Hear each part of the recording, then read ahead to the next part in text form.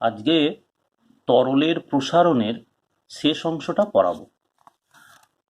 প্রথমেই পড়াচ্ছি জলের ব্যতিক্রান্ত প্রসারণ। জলের ব্যতিক্রান্ত প্রসারণের ব্যাপারটা কি? ক্লাস 10-এ এই বিষয়ে একটু পড়েছো, এটাকে নিয়ে আরো একটু এগিয়ে নিয়ে যাই।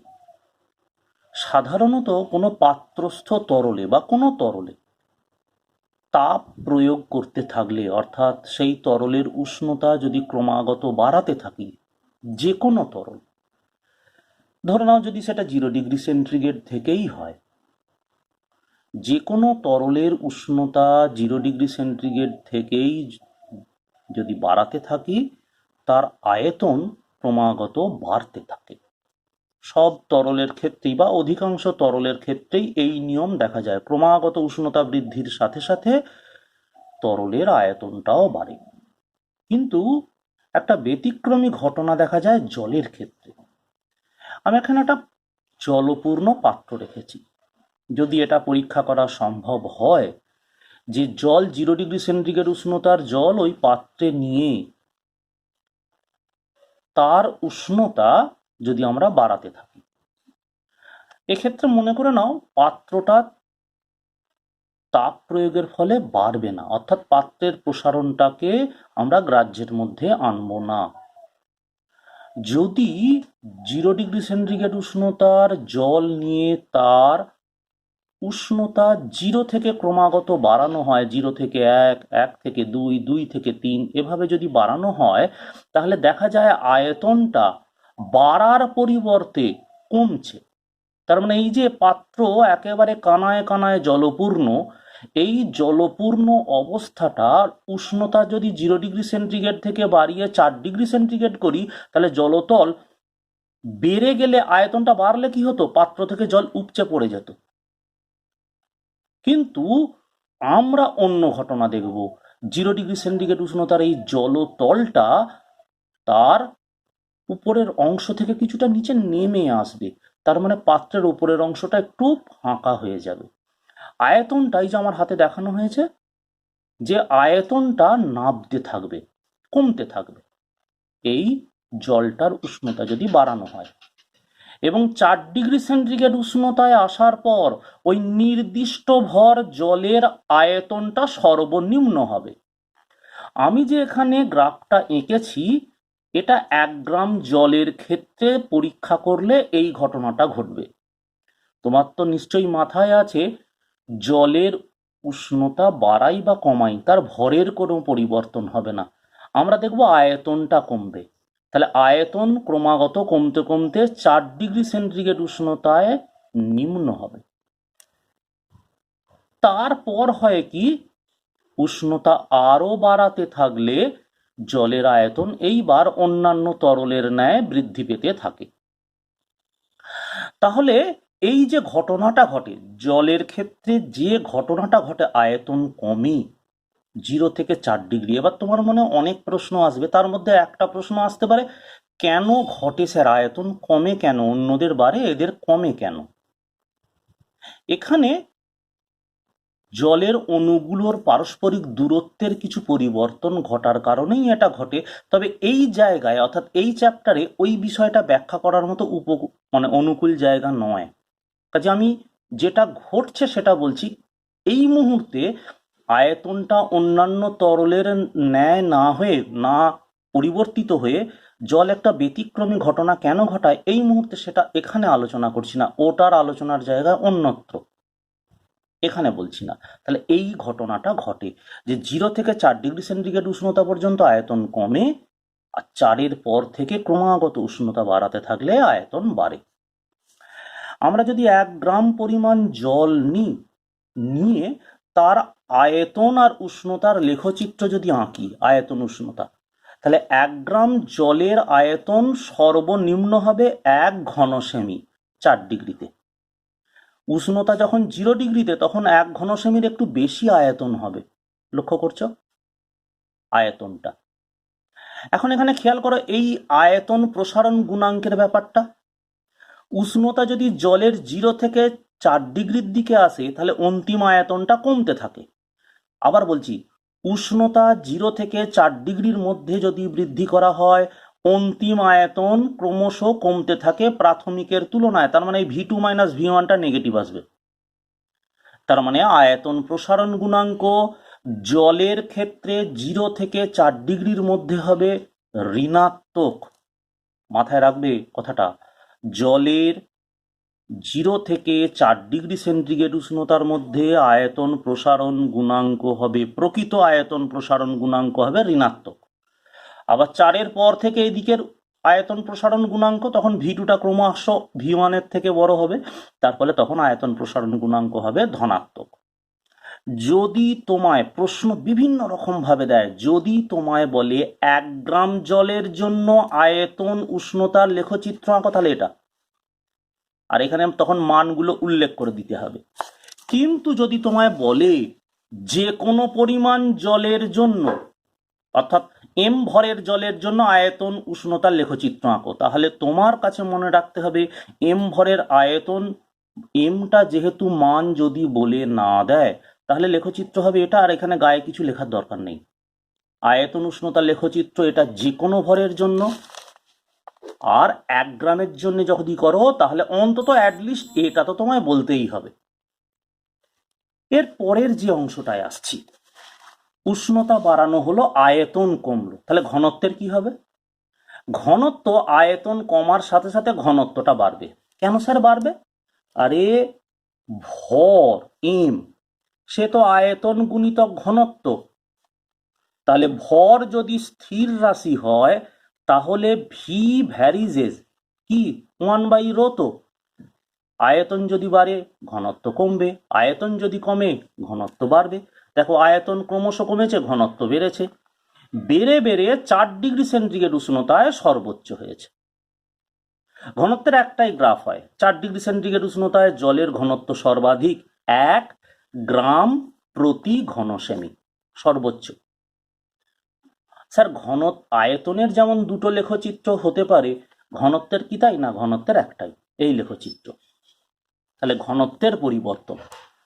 জলের এই ব্যতিক্রান্ত প্রসারণের কিছু পরীক্ষা আছে, গুরুত্বপূর্ণ পরীক্ষা। তার মধ্যে একটা পরীক্ষা হলো হোপের পরীক্ষা। এরকম একটা সিলিন্ডার আছে, সিলিন্ডারের উপরের দিকে একটা থার্মোমিটার, নিচের দিকে একটা থার্মোমিটার, আর গোটা সিলিন্ডারটা তরলে পূর্ণ, তরল বলতে জল। আর বাইরের দিকে, সিলিন্ডারটার বাইরের দিকে দুটো সেলফ করা আছে, এই সেলফটা ভেতরের জলের সাথে যুক্ত হওয়ার কোনো উপায় নেই, দেখতেই পাচ্ছ ছবিতে। এখানে নেওয়া হয়েছে কিছু বরফ এবং সেটা অত্যন্ত শীতল, -15 ডিগ্রি সেন্টিগ্রেড কি -20 ডিগ্রি সেন্টিগ্রেড। এবার অতি শীতল বরফের সংস্পর্শে জল শীতল হবে, তাহলে এই শীতল জল, তার উষ্ণতা যদি ক্রমশ কমতে থাকে তাহলে ঘনত্ব কি হবে? এই কার্ভ অনুসারে ঘনত্ব ক্রমাগত বাড়তে থাকবে। খেয়াল করো, উষ্ণতা যদি কমে, স্যার এই ভেতরের জলটা কি উষ্ণতার নেওয়া হয়েছিল? ঘরের উষ্ণতারই ধরো, তাহলে যত কমবে ঘনত্ব আস্তে আস্তে আস্তে আস্তে বাড়তে থাকবে, বাড়তে বাড়তে 4 ডিগ্রি সেন্টিগ্রেড উষ্ণতা সব থেকে বেশি হবে। তাহলে 4 ডিগ্রি সেন্টিগ্রেড উষ্ণতা সব থেকে বেশি হলে তার ভরটাও বেশি হবে, তাহলে ভারী জল কি হবে? পাত্রের তলদেশে চলে আসবে। তার মানে তলদেশে যেটা থাকবে 4 ডিগ্রি সেন্টিগ্রেড উষ্ণতার জল সব থেকে ভারী, তার উপরে থাকবে 3 ডিগ্রি সেন্টিগ্রেড উষ্ণতা, তার উপরে থাকবে 1 ডিগ্রি সেন্টিগ্রেড উষ্ণতার, তার উপরে থাকবে 0 ডিগ্রি সেন্টিগ্রেড উষ্ণতার। তাহলে এখন এই জলটা যদি আরো বেশি তাপ হারায় তাহলে সেই জলের কিছু অংশ বরফে পরিণত হবে এবং পাত্রের উপরে ভাসতে থাকবে। জলের ব্যতিক্রান্ত প্রসারণের এই একটা বড় অংশ, যেখানে 4 ডিগ্রি সেন্টিগ্রেড উষ্ণতায় ভারী জল, সব থেকে যার একক আয়তনের ভরটা বেশি, সে এখানে থাকবে। তুমি গ্রাফটা লক্ষ্য করলে দেখতে পাবে এখানে উষ্ণতা যত কমানো হয়েছে, দুদিক থেকেই দেখো না, যদি এখানে 25 ডিগ্রি সেন্টিগ্রেড উষ্ণতা থেকে কমতে কমতে 4 ডিগ্রির দিকে যায়, সেও তো ঘনত্ব বাড়বে। ঘনত্ব বাড়া মানে একক আয়তনের ভরটা তো বেড়ে যাওয়া, ভর বেড়ে গেলে পৃথিবী আকর্ষণ বল বেশি প্রয়োগ করবে, তাহলে পাত্রের তলদেশে সে আসবে। শীতের দেশে এই ঘটনাটাকে কাজে লাগিয়েই সেখানে মাছেরা বেঁচে থাকে। শীতের দেশে কোনো জলাশয়ের ওপর দিয়ে ধরো অতি শীতল বাতাস বয়ে চলেছে, সেই অতি শীতল বাতাসের সংস্পর্শে জলতল এই পরীক্ষার মতোই ধীরে ধীরে শীতল হবে, ধীরে ধীরে শীতল হয়ে যত টেম্পারেচার কমতে থাকবে, সেই 4 ডিগ্রি সেন্টিগ্রেড উষ্ণতার ভারী জল সেটা সবার আগে পুকুরের তলদেশে চলে আসবে। তারপর তার থেকে তুলনায় হালকা বা ওপরের অংশগুলোর থেকে তুলনায় ভারী 3 ডিগ্রির, তারপর 2 ডিগ্রি, তারপর 1 ডিগ্রির, এবং বরফের ঠিক তলায় থাকবে 0 ডিগ্রি সেন্টিগ্রেড উষ্ণতার জল। তার মানে পুকুরের বা জলাশয়ের ওপরের অংশটা জমাট বেঁধে গেলেও বরফের তলার জলটা কিন্তু তখনও তরল অবস্থায়। তার ফলে এই অংশে মাছের বা জলজ জীবের বেঁচে থাকতে কোনো অসুবিধে নেই। তোমায় একটা কথা বলি, তরলের প্রসারণের বিভিন্ন বিষয় আমাদের বইয়েতে আলোচনা করা আছে। অত কিছু নয়, যেটুকু দেখিয়েছি তার বাইরে পড়তে যেও না। পড়তে তুমি পারো, কিন্তু পরীক্ষায় ওই জায়গাগুলো থেকে প্রশ্ন আসে না বা সেরকম মানে গুরুত্ব দিয়ে আলোচনা করা হয় না। এরপর যে দুটো টপিক পড়বো, বেশ কিছু বই ওই টপিক দুটোকেই বাদ দিয়ে দিয়েছে। আমি যেহেতু তোমাদের দত্তপাল গুছাইতের কথা বলেছি, সেখানে টপিক দুটো আলাদা করে আলোচনা করা আছে, সেই জন্য পড়িয়ে দিচ্ছি। কিন্তু কথাটা মাথায় রেখো, বিষয়টা পড়িয়ে দিচ্ছি ঠিক কথাই, কিন্তু অঙ্ক দু একটা করবে, বা আমি যেগুলো বলবো সেগুলোই করবে। এগুলোকে বেশি নিয়ে মাতামাতি করার দরকার নেই। যে অংশটা তরলের প্রসারণের এই এখন পর্যন্ত পড়ালাম, এই জায়গাগুলো থেকেই পরীক্ষায় প্রশ্ন আসে বেশি। এবার দেখো, আমরা করতে চলেছি তরলের আপাত প্রসারণ গুণাঙ্ক নির্ণয় ভার থার্মোমিটারের মধ্যে দিয়ে। আমরা এখানে এরকম একটা গোলতল ফ্লাস্ক নিয়েছি। এই ফ্লাস্কটা তরলে পূর্ণ। এখন ঘটনাটা খেয়াল করো, একটু লক্ষ্য করো, এই পাত্রটার এক বিশেষ গঠনের জন্য। এখন গঠনের ক্ষেত্রে কতগুলো কথা বলি। ভার থার্মোমিটার, আর দেখতে পাচ্ছ আপাত প্রসারণ গুণাঙ্ক নির্ণয় করছি। এই থার্মোমিটারের ভার থার্মোমিটার কেন বলা হচ্ছে, সব প্রশ্নের উত্তর দেবো। কাচ নির্মিত এই পাত্রটা আমরা উত্তপ্ত করলে এই পাত্রটার প্রসারণ উপেক্ষা করব, কেবল ভেতরের তরলের প্রসারণ দেখব। তুমি তো জানোই, তাপ প্রয়োগ করলে পাত্র এবং পাত্রস্থ তরল দুজনেরই আয়তনের প্রসারণ ঘটে। তাহলে পাত্রের প্রসারণ উপেক্ষা করলে তরলের প্রসারণ কেবল লক্ষ্য করলে যে প্রসারণটা পাবো সেটা হবে তরলের আপাত প্রসারণ। এবার গণনার দিকে মন দাও। খালি পাত্রের ভর, খালি পাত্রটা কোনটা, এইটাতে যদি কোনো তরল না থাকে তখন তার ভর M, capital M. T1 degree উষ্ণতায় এই পাত্রটাকে তরল পূর্ণ করা হলো। T1 ডিগ্রি উষ্ণতায় তরল পূর্ণ, এই গোটা পাত্রটার ভর M1। এই পাত্রটাকে তরল পূর্ণ করবার বিভিন্ন রীতি আছে, এই রীতিগুলো এখানে আলোচনা না করলেও চলবে। তরল পূর্ণ পাত্রের ভর M1, তাহলে এর ভেতরে তরল কতটা আছে, গোটা পাত্রটাকে যদি তরল পূর্ণ করে ফেলি, না স্মল m1। আচ্ছা, তোমাকে এবার বলেও রাখি, এখন এই অবস্থায় এখানকার তরলের ঘনত্বটা ρ1। তাহলে এই পাত্রটার ভেতরে যে তরলটা আছে তার আয়তন সেটা কত, ওই জন্য লিখেছি পাত্র মধ্যস্থ তরলের আয়তন। পাত্র মধ্যস্থ তরলের আয়তন সেটা কত, V1 = m1/ρ। এখানে ভেতরে থাকা তরলের ভর, এই যে তরলের ভর বাই তরলের ঘনত্ব। এখন এটা তরল পূর্ণ অবস্থায় আছে। এখন ভাবো তো এবার T2 ডিগ্রি উষ্ণতা, অর্থাৎ এর উষ্ণতা বৃদ্ধি করলে কি হবে, এখানে তরলটার প্রসারণ হবে, পাত্রের প্রসারণটা আমরা ধরবো না বলেই দিয়েছি। তাহলে তরল প্রসারিত হলে কি হবে, এখান থেকে গড়িয়ে এসে এই নিচের পাত্রে এসে জমা হবে। এখন সেই পাত্রটার উষ্ণতা বাড়িয়ে T2 করেছি, তাহলে ভেতর থেকে তরল প্রসারিত হয়ে কিছুটা নিচে পাত্রে বেরিয়ে যাবে। তাহলে এখন এই গোটা পাত্রের ভর কি, M2। তাহলে পাত্রে যে তরলটা আছে তার ভর কত, M2 = M2 - M। এমটা কি, খালি পাত্রটার ভর। তাহলে তরল পূর্ণ পাত্রের ভর থেকে খালি পাত্রের ভর বিয়োগ হলো। এখন ওই তরলের ঘনত্ব হলো ρ2। আর ঘনত্বের উষ্ণতার জনিত প্রসারণের সম্পর্কটা তো তুমি জানো, আর এখানে কি দিয়েছি, ρ1 = ρ2 1 প্লাস গামা এ T2 - T1। স্যার গামা এটা কি, আমরা তো তরলের আপাত প্রসারণ গুণাঙ্ক বার করছি, তাই ঘনত্বের মধ্যে সম্পর্ক। তাহলে এই পাত্রের ভেতরে থাকা তরলটার আয়তন কত, V2 = m2/ρ2। তাহলে যেহেতু আমরা পাত্রের প্রসারণটা গ্রাহ্য করিনি, তাহলে T1 ডিগ্রিতেও ভেতরে যতটা আয়তন, T2 ডিগ্রিতেও ভেতরে ততটা আয়তন, অর্থাৎ T1 ডিগ্রিতেও তরলের আয়তন যা, আর T2 ডিগ্রিতেও তরলের আয়তন তাই, দুটো সমান করেছি, করে এই ভরটা সমান করে দিয়েছি। দিয়ে কি করেছি দেখো, এই ρ1 আর ρ2 এর অনুপাত যেটা 1 প্লাস গামা এ T2 - T1, এই যে এই মানটা এইখানে বসিয়ে দিয়েছি। এই যে m1/m2, ρ1/ρ2 সমান কি 1 প্লাস গামা এ T2 - T1, ρ1 ρ2 জায়গায় m1/m2টা এখানে বসিয়ে দিয়েছি। দিলে কি হচ্ছে দেখো, এই 1টা এদিকে এনে লসাগু করে এই সম্পর্কটা শেষ পর্যন্ত পেলাম আমরা এইটা। এই সম্পর্কটা মনে রেখো। এবার এখন প্রশ্ন হচ্ছে, ভার থার্মোমিটারকে থার্মোমিটার বলা হয় কেন? দেখো একটা ভালো করে বিষয় লক্ষ্য করো, আমরা এই গোটা জিনিসটা পড়লাম ভার থার্মোমিটার, আর মাপলাম কি ভর। যাই হোক, অত কথা তোমায় এক্ষুনি মাথায় ঢোকাতে হবে না। তুমি ভার থার্মোমিটার, মেপেছি ভর, বলা হয়েছে ভার, এটা বইয়ে আছে তাই তোমাকে উল্লেখ করে দিলাম। তাহলে এখানে একবার থার্মোমিটার বলা হয় কেন, কেননা কোনো তরলের আপাত প্রসারণ গুণাঙ্ক জানা থাকলে আমরা টেম্পারেচারের বৃদ্ধি বা পরিবর্তন মাপতে পারি, এই জন্যে।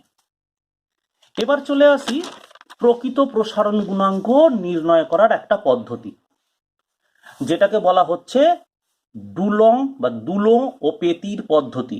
ডুলং পেটিটও বলে। কি করা হয়েছে এখানে, একটা বেশ ছবিটা দেখো, এখানে দুটো অদ্ভুত আকৃতির বাঁকানো নল নেওয়া হয়েছে, এ বি আর এদিকে সিডি, মাঝখানে একটা স্কেল আছে। এই স্কেলটা এই নলের ভেতরে যে তরলটা থাকবে, যার প্রকৃত প্রসারণ গুণাঙ্ক মাপবো, তাদের উচ্চতা মাপতে সাহায্য করবে। স্যার এইগুলো কি, এগুলো ফাঁপা ড্রামের মতো, ফাঁপা ড্রাম।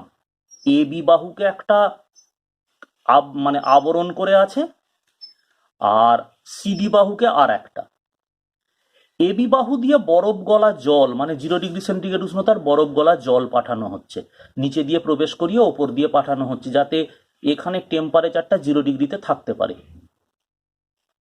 নিচে দিয়ে প্রবেশ করিয়ে পাঠানো হচ্ছে ওপর দিয়ে, কারণ এখান থেকে চাপ প্রয়োগ করে অনেক সময়টা ধরে পাঠানো হবে, দীর্ঘ সময় এই বাহুটা, অর্থাৎ এই যে কাঁচ নলটা যার ভেতরে যে তরলটার প্রকৃত প্রসারণ গুণাঙ্ক মাপবো, সেটা দীর্ঘক্ষণ 0° সংস্পর্শে থাকতে পারবে। উল্টো দিকে আর একটা বাহু দিয়ে T2°C উষ্ণতার স্টিম পাঠানো হচ্ছে। স্টিম এই বাহুটার ভেতর দিয়ে এসে সে যদি জলে পরিণত হয়, তলা দিয়ে বেরিয়ে যেতে পারবে। এখন এখানে পরীক্ষাধীন তরলটা আছে, যে তরলের আমরা প্রকৃত প্রসারণ গুণাঙ্ক মাপবো। আর তলার বাহুটা এমনিতে পারদ ছাড়া অন্যান্য তরল তাপের খুব একটা সুপরিবাহী নয়, তারপরেও যদি তরল থেকে তাপ এই শীতল বাহুতে চলে যায়, সেই জন্য অনেক সময় তলার বাহুটায় ভিজে তোমার কাপড় বা ওই জাতীয় জিনিস দিয়ে এটাকে আবরণ করে রেখে দেওয়া হয়। এখন দেখো, শীতল জলটা উচ্চতাটা বেশি বাড়বে না, তার উচ্চতাটা H1, আর তাপ পাওয়ার ফলে এই তরলটা প্রসারিত হবে, তার উচ্চতাটা H2। এবার একটা কথা বলি, তোমাদের মনে প্রশ্ন আসবে, স্যার এখানে তাপ পাচ্ছে, নলটা তো মোটা হবে। নলটা মোটা হলেও তার আয়তনের খুব একটা পরিবর্তন হবে না। সেখানে যেটা হবে, সেখানে হচ্ছে তার উচ্চতাটার পরিবর্তন হবে। অর্থাৎ ঘটনাটা হচ্ছে, আমরা এই দুই জায়গার চাপের কথা মাপব। তার মানে আমরা এটার পড়ব না এর আয়তনটা বাড়ছে না কমছে, কারণ এই দুটো জায়গার উষ্ণতার পার্থক্য হলে তরল স্তম্ভের উচ্চতার পরিবর্তন হতে পারে, কিন্তু দুই জায়গার চাপ অভিন্ন থাকবে। মনে রাখবে, চাপ যদি হেরফের হয়, তাহলে তরলের প্রবাহ শুরু হবে। আমরা দেখব এখানে কোনো তরলের প্রবাহ নেই, অথচ উষ্ণতা পেয়ে, তাপ পেয়ে এই তরল স্তম্ভ বেড়ে গেছে, উল্টো দিকের শীতল তরল স্তম্ভের উচ্চতাটা বাড়েনি। তার মানেটা কি, নল দিয়ে কোনো তরলের প্রবাহ ঘটছে না, তার মানে দুই জায়গার চাপ উচ্চতা বিভিন্ন হওয়া সত্ত্বেও চাপ সমান আছে বলেই এটা ঘটছে। তুমি একটা মাথায় রাখবে, চাপের পার্থক্য ঘটলে তবে বায়ু প্রবাহ হয়, তবে জলপ্রবাহ হয়। যে কোনো তরলের প্রবাহ ঘটতে গেলেও চাপের পার্থক্য দরকার। নল দিয়ে কোনো তরলের প্রবাহ ঘটছে না, অথচ দেখো উচ্চতাটা ডিফারেন্ট। তার মানেটা কি? এই যে আমি দুটো আঙুলে করে পয়েন্ট দেখাচ্ছি, এক্স ও ওয়াই, তাহলে দুই পয়েন্টে চাপ অভিন্ন। এখন খেয়াল করো, এইখানে আমি কি পাচ্ছি? এই অঙ্কটার দিকে লক্ষ্য করো। T1 উষ্ণতায়, অর্থাৎ শীতল বাহুটার উচ্চতা H1, ঘনত্ব ρ1। উষ্ণ বাহুর উষ্ণতা T2, উচ্চতা H2 এবং ঘনত্ব ρ2। ρ1 আর ρ2 এর সম্পর্কটা এখানে কিন্তু আমরা মাপছি প্রকৃত প্রসারণ গুণাঙ্ক। আমাদের এখানে তো পাত্রের প্রসারণের কোনো প্রভাবই নেই এই উচ্চতাতে। তুমি জানো, এটা ভেবো না যে, আর তাছাড়া খুব সরু নল আর পাতলা দেওয়াল যুক্ত, খুব একটা পরিবর্তন হয় না এখানে। তাহলে এই সম্পর্কটা হলো, স্যার এইটা কি H1 ρ1g, এটা চাপের মাপ। তার মানে এক্স বিন্দুতে চাপ H1 ρ1g, ওয়াই বিন্দুতে চাপ H2 ρ2g। উভয় পক্ষ থেকে জি অর্থাৎ অভিকর্ষজ ত্বরণ কেটে গেল, কেটে গিয়ে এই সম্পর্ক। এখন ρ1 বাই ρ2 মানে কি? 1 প্লাস গামা আর T2 মাইনাস T1। দেখো সেটা বসিয়ে দিয়েছি, দিয়ে সম্পর্কটা শেষ পর্যন্ত এইটা। তাহলে এটা প্রকৃত প্রসারণ গুণাঙ্ক। স্যার এই সূত্রটা দিয়ে এইচএস এর পরীক্ষার প্রশ্ন কেমন আসে? আমি তোমাকে একটাই কথাই বলবো, খুব একটা আসে না। কাজেই খুব যে করতে হবে আমার অতটা গুরুত্ব বলে মনে হয় না। আচ্ছা, এবার অনেকের একটা প্রশ্ন থেকেই যায় অঙ্ক, যে স্যার এগুলো পারছি না। আমি একটা 5-এর অঙ্ক করিয়ে দিয়েছি। 5-এর অঙ্কটা তুমি ভিডিওটাকে চাইলে পজ করে আগে পড়ে নেবে, অর্থাৎ ভিডিওটাকে একটু স্টপ করে পড়ে নেবে, তারপর অঙ্কটা দেখবে। এখানে বলা হয়েছে একটা ছোট্ট থার্মোমিটারের পারদকুণ্ডে 0.5 ঘন সেমি পারদ আছে, উষ্ণতা T ডিগ্রি, সেটা 0ও হতে পারে। এখন উষ্ণতাটা 1 ডিগ্রি বাড়ালে পারদ স্তম্ভটা নলের ভেতর দিয়ে 2 মিলিমিটার ওপরে ওঠে। থার্মোমিটারটা দেখেছো তো? তোমার দেহের সংস্পর্শে এলে পারদ সেখান দিয়ে নল বেয়ে ওপরে ওঠে, সেই 2 মিলিমিটার ওপরে ওঠে। 2 মিলিমিটার মানে 0.2 সেন্টিমিটার। তাহলে পারদটা কেন উপরে উঠবে? না, দেহের সংস্পর্শে এলে পারদকুণ্ডের পারদ প্রসারিত হয়। আয়তনে যদি প্রসারিত হয় তাহলে সে নল বেয়ে তো উপরে উঠবেই।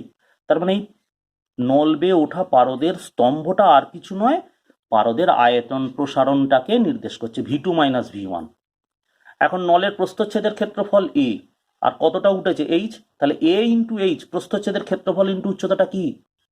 আয়তন প্রসারণ। এখন প্রস্থচ্ছেদের ক্ষেত্রফল কি করে পাচ্ছি? না, নলের প্রস্থচ্ছেদ, এই যে ভেতরে পারদের ওই থার্মোমিটারের ভেতরে নলটা সুষম, এই নলটার ভেতরের প্রস্থচ্ছেদের ব্যাসার্ধ আর ধরেছি। তাহলে প্রস্থচ্ছেদের ক্ষেত্রফল পাই আর স্কোয়ার সেমি স্কোয়ার।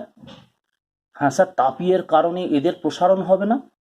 তাপের কারণে আমাদের অঙ্কে এই কাচের প্রসারণটাকে ধরেনি, তাই আমরা ওটাকেও ধরবো না বা গ্রহণ করব না। আর আর এর মানটাও তো খুব ক্ষুদ্র, প্রসারণটাও তো চোখে পড়বে না। তাহলে এবার লক্ষ্য করো, আয়তন প্রসারণ পেয়ে গেছি, প্রসারণ গুণাঙ্কটা পারদের আয়তনের দেওয়া আছে। এবার আমি এই সম্পর্কে বসিয়ে দিয়েছি। খেয়াল করো, অঙ্কগুলো এভাবে করবে। লক্ষ্য করো আমি কি করেছি, আমাকে 8টা মানে ব্যাসটা বার করতে বলেছে, শেষ পর্যন্ত করে দিয়েছি। এবার একটা কথা বলি, তোমাদের তো আগে তো অনুশীলনীর কোয়েশ্চেন পাঠিয়েছি, মানে ওই ফটো তুলে পাঠিয়েছি, তার ভেতর থেকে বাড়তি এই কটা অঙ্ক নতুন করে করবে, আর করার দরকার নেই। এই কটা অঙ্ক পরীক্ষায় যে কটা বিষয়ে আসতে পারে সেগুলো আগে পড়িয়ে দিয়েছি, জলের ব্যতিক্রান্ত প্রসারণ পর্যন্ত। আজকে যে দুটো পড়ালাম এটা বাড়তি, পরীক্ষায় আসবার সম্ভাবনা খুব কম, আর এই অঙ্কগুলো করবে। আর একটা কথা বলি, আমি দত্তপাল গুছাইতের কিছু ছোট প্রশ্নোত্তর ফটো তুলে পাঠিয়ে দিচ্ছি, কোনগুলো করতে হবে সেইগুলো করবে ভালো করে। এরপরে আমরা গ্যাসের প্রসারণ ধরব। প্রত্যেককেই বলছি, যারা যারা এটা দেখছো, তোমাদের অনেকের পার্টিসিপেশন আমি ভালো পাচ্ছি না। কে যে অঙ্ক করছো, কে যে অঙ্ক করছো না, সেটাই ব্যাপারটা বুঝতে পারছি না। যদি সত্যিই পড়াটা চালিয়ে যেতে চাও তাহলে অঙ্কগুলো করলে বা কোনো অসুবিধে হলে রেসপন্স করবে। আমি খবরগুলো সব ঠিকঠাক পাচ্ছি না, আশা করি অঙ্কগুলো তোমরা চেষ্টা করছো। এরপরে আমরা গ্যাসের প্রসারণ পড়ব।